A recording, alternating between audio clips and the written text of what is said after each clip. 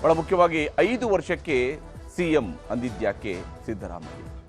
CM ಮಾತಿನ ಬಳಿಕವೂ ಬಂಡೆ ಸುಮ್ಮನಿರ್ತಾರೆ.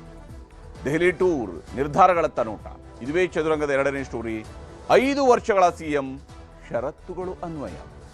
ಹೈಕಮಾಂಡ್ನವರು ಏನು ತೀರ್ಮಾನ ಮಾಡ್ತಾರೆ ಅದರಂತೆ ನಡ್ತಾರೆ. 5 ವರ್ಷ ಇರಬೇಕು ಅಂತಂದ್ರೆ ಇರ್ತೀನಿ.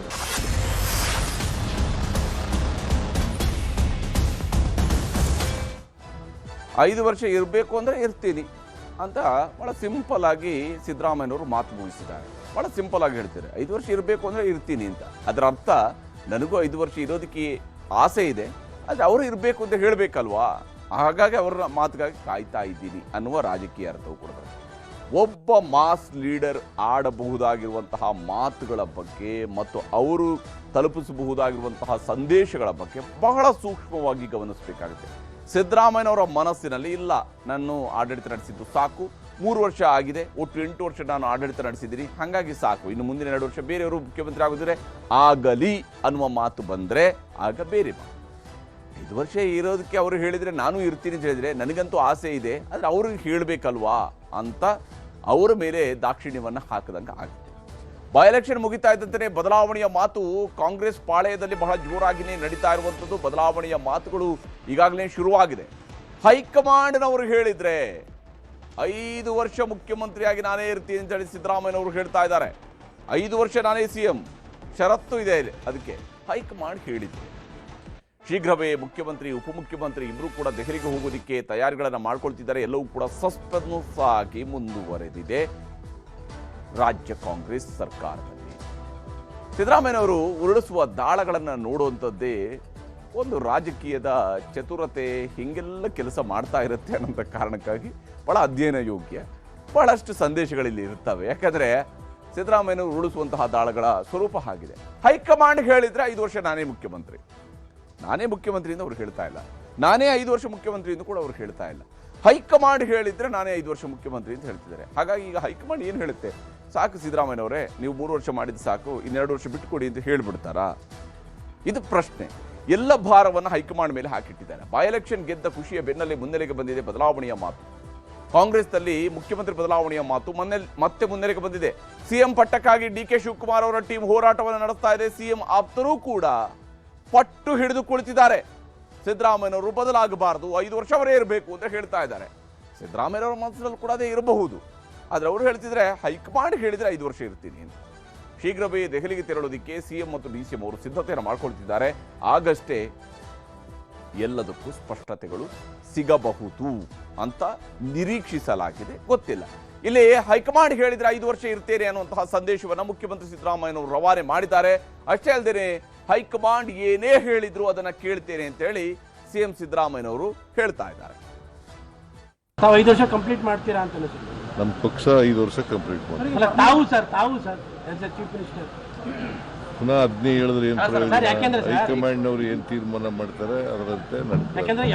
5 ವರ್ಷ ಇರಬೇಕು ಅಂತಂದ್ರೆ ಇರ್ತೀನಿ. ನೋಡಪ್ಪ, ಹೈಕಮಾಂಡ್ನವರು ಮುಂದುವರಿರಿ ಅಂತಂದ್ರೆ ಮುಂದುವರಿತೀನಿ, ಇಲ್ಲ ಅಂತಂದ್ರೆ ಅವರು ಏನು ಹೇಳ್ತಾರೆ ಹಂಗೆ ಕೇಳೋದು. ಹೈಕಮಾಂಡ್ನವ್ರು ತೀರ್ಮಾನ ಮಾಡ್ತಾರ್ರಿ, ಪುನಃ 15 ಕೇಳಿದ್ರೆ ಸುತ್ತಿ ಬಳಸಿ. ಹೈಕಮಾಂಡ್ನವ್ರು ಏನು ತೀರ್ಮಾನ ಮಾಡ್ತಾರೆ ಅದು ಡೆಲ್ಲಿ ಕರೆದ್ರೆ ಹೋಗ್ತೀನಿ. ದೆಹಲಿಗೆ ಕರೆದ್ರೆ ಹೋಗ್ತೀನಿ, ಹೈಕಮಾಂಡ್ ಅವರು ಏನು ಹೇಳ್ತಾರೆ ಬದ್ಧನಾಗಿರ್ತೇನೆ. ಇದಿಷ್ಟೇ ಈಗ ಸಿದ್ದರಾಮಯ್ಯನವರ ಹೊಸ ಸ್ವರೂಪದ ದಾಳಗಳಿವು. ಆ ಮೂಲಕ ಹೈಕಮಾಂಡ್ ಮೇಲೆ ಒಂದು ಭಾರವನ್ನು ವರ್ಗಾಯಿಸಿ ಬಿಟ್ಟಿದ್ದಾರೆ. ಶಿವಕುಮಾರ್ ಅವರು ಇದ್ರ ಬಗ್ಗೆ ಪ್ರತಿಕ್ರಿಯಿಸಿದ್ದಾರೆ, ತೋರಿಸ್ತೀನಿ. ಅವ್ರು ಕರೆದಾಗ ಹೋಗ್ತೀವಿ, ಸುಮ್ಮನೆ ಕರೀದೇ ಹೋಗೋದು ಸರಿ ಇಲ್ಲ ಅಂತ ನಾವು ಹೋಗ್ತಾ ಇಲ್ಲ. ಅವ್ರು ಕರಿತೀವಿ ಅಂತ ಹೇಳಿದ್ದಾರೆ ನಮಗೆ. ಅವ್ರು ಕರೆದಾಗ ಖಂಡಿತ ಹೋಗ್ತೀವಿ. ಹೀಗೆ ಅವ್ರು ಕರೆದಾಗ ನಾವು ಖಂಡಿತವಾಗ್ಲೂ ಹೋಗ್ತೀವಿ, ಕರೀದೇ ಹೋದರೆ ಸರಿ ಇರೋದಿಲ್ಲ ಅಂತ. ಕರೆಯದೇ ಬಂದಂತಹ ನೆಂಟರ ಥರ ಆಗಬಾರ್ದು, ಕರೆದು ಬಂದಾಗ ಮಾತ್ರ ಹೋಗೋಣ ಅಂತ ಹೇಳಿ ತೀರ್ಮಾನಕ್ಕೆ ಬಂದಿದ್ದಾರೆ. ದೆಹಲಿಗೆ ಡಿ ಕೆ ಆಪ್ತರ ತಂಡ ಹೋಗ್ತಾ ಇದೆ. ಡಿ ಕೆ ಶಿ ಅವರು ಈ ಅವಧಿಯಲ್ಲೇ ಮುಖ್ಯಮಂತ್ರಿ ಆಗಬೇಕು ಅನ್ನುವಂತಹ ಆಪ್ತರ ಒತ್ತಾಸೆ ಇದ್ದೇ ಇದೆ. ಶಿವಕುಮಾರ್ ಅವರಿಗಿಂತ ಜಾಸ್ತಿ ಒತ್ತಾಸೆ ಅವರ ಆಪ್ತರಿಗೂ ಇದೆ. ಶೀಘ್ರವೇ ದೆಹಲಿಗೆ ಹೋಗಿ ಹೈಕಮಾಂಡ್ ನಾಯಕರನ್ನ ಭೇಟಿಯಾಗುವಂತಹ ಪ್ರಯತ್ನವನ್ನು ಶಾಸಕರು ತಮ್ಮದೇ ನೆಲೆಯಲ್ಲಿ ಮಾಡೋದಕ್ಕೆ ಮುಂದಾಗ್ತಾ ಇದ್ದಾರೆ. ಕೇರಳದ ಮುಖ್ಯಮಂತ್ರಿ ಆಯ್ಕೆ ಪ್ರಮಾಣ ವಚನದ ಬಳಿಕ ದೆಹಲಿ ಪ್ರಯಾಣ, ದೆಹಲಿ ಫ್ಲೈಟ್ಗೆ ಟಿಕೆಟ್ ಬುಕ್ ಮಾಡೋಣ ಅಂತ ತೀರ್ಮಾನಕ್ಕೆ ಬಂದಿದ್ದಾರೆ. ಕಷ್ಟಪಟ್ಟಿರುವ ಶಿವಕುಮಾರ್ಗೆ ಅವಕಾಶ ಕೊಡಬೇಕು ಅಂತೇಳಿ ಆಪ್ತರು ಪಾಪ ಪಟ್ಟು ಹಿಡಿದು ಕುಳಿತಿದ್ದಾರೆ. ಹಿಂಗಾದ್ರೂ ಸರಿ ಈ ಬಾರಿ ನಮ್ಮ ನಾಯಕರು ಮುಖ್ಯಮಂತ್ರಿ ಆಗಬೇಕು ಅಂತ ತಾಳಿದವನು ಬಾಳಿಯಾನು ಒಳ್ಳೆ ಕಾಲ ಬರುತ್ತೆ ಅಂತೇಳಿ ಸುರೇಶ್ ಅವರು ಹೇಳ್ತಾ ಇದ್ದಾರೆ. ಡಿ ಕೆ ಸುರೇಶ್ ಅವರ ಮಾತನ್ನು ತೋರಿಸಿ ಮೊದಲು ನೋಡಬೇಕು ಅನ್ನೋ ಆಸೆ ಇಲ್ಲ. ಒಂದು ಉತ್ತಮವಾದಂಥ ಆಡಳಿತ, ಒಂದು ರಾಜಕೀಯದಲ್ಲಿ ಏನು ಅವರ ಶ್ರಮ ಇದೆ, ಪರಿಶ್ರಮ ಏನು, ಹೋರಾಟ, ಬದುಕು, ಒಂದು ದಿಟ್ಟ ನಿಲುವನ್ನು ಇಟ್ಕೊಂಡು ಪಕ್ಷಕ್ಕೆ ಪ್ರಾಮಾಣಿಕವಾಗಿ ಜನಸೇವೆಯನ್ನು ಮಾಡ್ತಾ ಬಂದಿದ್ದಾರೆ. ಆ ಒಂದು ನಿಟ್ಟಿನಲ್ಲಿ ಒಂದು ಅವಕಾಶ ಸಿಗಬೇಕು ಅಂತಕ್ಕಂಥದ್ದು ನನ್ನ ವೈಯಕ್ತಿಕ ಅಭಿಲಾಷೆ. ಬಾಡಿ ಯಾವಾಗಲೂ ಹೊರಗಡೆ ಕೂಲಾಗಿರುತ್ತೆ, ನಿಮ್ಮ ಬಾಡಿ ಒಳಗಡೆ ಬ್ಲಡ್ಡು ಭಾಳ ಬಿಸಿಯಾಗಿರುತ್ತೆ. ಏನು ಮಾಡೋಕ್ಕಾಗುತ್ತೆ? ಒಳಗಡೆ ಬಿಸಿಯಾಗಿದ್ರೇ ರಕ್ತ ಸಂಚಲನ ಆಗೋದು. ಅವರು ಶಿವಕುಮಾರ್ ಅವರು 63 ತುಂಬಿ 64ಕ್ಕೆ ದಾಟ್ತಾ ಇದ್ದಾರೆ. ಅದೇ ಶುಭ ಸುದ್ದಿ. ಯಾರು ಹೇಳಿದರು? ಪ್ರಾರ್ಥನೆ ಪ್ರಯತ್ನ ಎರಡನ್ನೂ ಡಿ ಕೆ ಶಿವಕುಮಾರ್ ಅವರು ಹೇಳ್ತಾ ಇದ್ದಿದ್ದು. ನಾನು ಹೇಳ್ತಾ ಇರೋದು ನಂಬಿಕೆ ಇದೆ, ನಂಬಿಕೆ, ತಾಳ್ಮೆ. ತಾಳಿದವನು ಬಾಳಿಯಾನು. ಒಳ್ಳೆ ಚೆನ್ನಾಗಾಯ್ತಲ್ಲ. ಪ್ರಜಾಪ್ರಭುತ್ವ ವ್ಯವಸ್ಥೆಯಲ್ಲಿ ಎಲ್ಲರನ್ನೂ ಜೊತೆಯಲ್ಲಿ ತೆಗೆದುಕೊಂಡು ಹೋಗಬೇಕಾಗಿರ್ತಕ್ಕಂಥದ್ದು ಸರ್ಕಾರ ಮತ್ತು ಪಕ್ಷದ ಅಧ್ಯಕ್ಷರ ಕೆಲಸ. ಆ ಕೆಲಸವನ್ನು ಮಾಡ್ತಾ ಇದ್ದಾರೆ. ಖಂಡಿತ ಎಲ್ಲದಕ್ಕೂ ಒಂದಿನ ಕಾಲ ಬಂದೇ ಬರುತ್ತೆ. ಆದರೆ ಕಾಂಗ್ರೆಸ್ನವರು ಈ ಮಾತುಗಳಿಗೆ ಪ್ರತಿಪಕ್ಷ ನಾಯಕ ಆರ್ ಅಶೋಕ್ ಅವರು ಏನು ಹೇಳಿದ್ದಾರೆ ನಾನು ತೋರಿಸ್ತೀನಿ.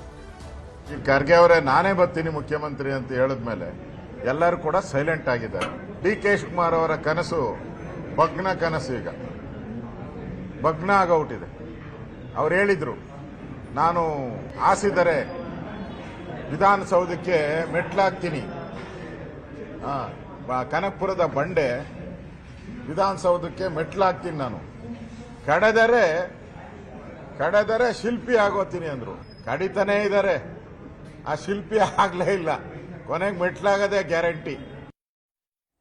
ಹೀಗೆ ಶಿವಕುಮಾರ್ ಅವ್ರನ್ನ ಯಾವ ಸ್ವರೂಪದಲ್ಲೆಲ್ಲ ಚುಚ್ಚಬಹುದು ಆ ಎಲ್ಲ ರೀತಿಯಲ್ಲಿ ಚುಚ್ಚುವಂತಹ ಪ್ರಯತ್ನ ಪ್ರತಿಪಕ್ಷ ನಾಯಕರ ಮಾತುಗಳ ಮೂಲಕವಾಗಿ ನಡೀತಾ ಇದೆ.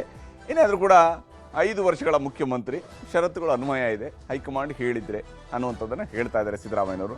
ಈ ರಾಜಕೀಯದ ದಾಳಗಳು ಯಾವ ಸ್ವರೂಪದಲ್ಲಿ ಉರುಳ್ತಾ ಇದ್ದಾವೆ ಅನ್ನುವಂಥದ್ದನ್ನು ನೋಡ್ತಾ ಹೋಗೋಣ.